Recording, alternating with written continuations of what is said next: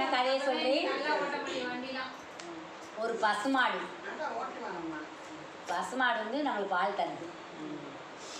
பால் வந்து வெள்ளையாக இருக்குது, தயிரும் வெள்ளையாக இருக்குது. ஆனால் அது வெண்ணெய் எடுக்கிறப்ப மஞ்சளாக வந்துடுது. வந்து நெய் வந்து தங்க கலரில் வந்துடுது. என்னத்தான் நெய் தங்க கலர் இருந்தால் ஏன் பாலும் வெள்ளை தயிரும் வெள்ளை, ஏன் நெய்யும் வெள்ளையாக இருந்திருக்கலாம்ல? நெய் தங்க கலரில் வந்துடுது. அப்போ அம்மா என்ன சொல்கிறாங்கன்னா, அந்த மாடு சொல்லுது, என் உடம்பை வந்து என்னுடைய ரத்தத்தை உங்களுக்கு பாலாக தர்றி, நீங்கள் சாப்பிட்டு நல்லா இருக்கணும் இருக்குதேன். இந்த நெய்யை சாப்பிட்டா நம்ம உடம்பு தங்கத்துக்கு சமமாக இருக்குமா? தங்கம் என்ன கலரில் இருக்குது? மஞ்சள் கலர் இருக்குது. தங்கம் போட்டாதே அழகாக இருக்கும். ஒரு பொண்ணுக்கு வந்து தங்கம் போட்டாதே அழகாக இருக்கும். அதே மாதிரி அந்த நெய்யை நம்ம சாப்பிட்றப்ப நம்ம உடம்பு வந்து அழகாக இருக்குமா?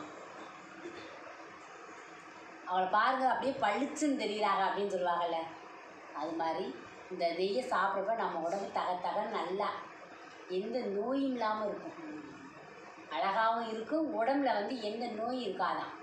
அதனால் எல்லோரும் 2 ஸ்பூனு காலையில் ஆத்தாவை நினச்சி, ஆத்தா அவங்களுக்கு மருந்து சொல்லுது, 2 ஸ்பூனு நெய் ஊற்றி எல்லோரும் சாப்பிடுங்க.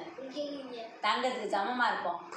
சரியா? இனிமேல் எல்லோரும் நெய் ஊற்றி சாப்பிடுங்க. நம்ம உடம்புக்கு ரொம்ப ஆரோக்கியமாக, வயிற்றுள்ள புண்ணு கிண்ணு எல்லாமே ஆற்றும்.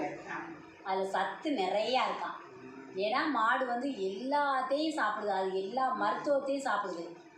நம்மளாச்சும் பார்த்து சாப்பிட்றோம்.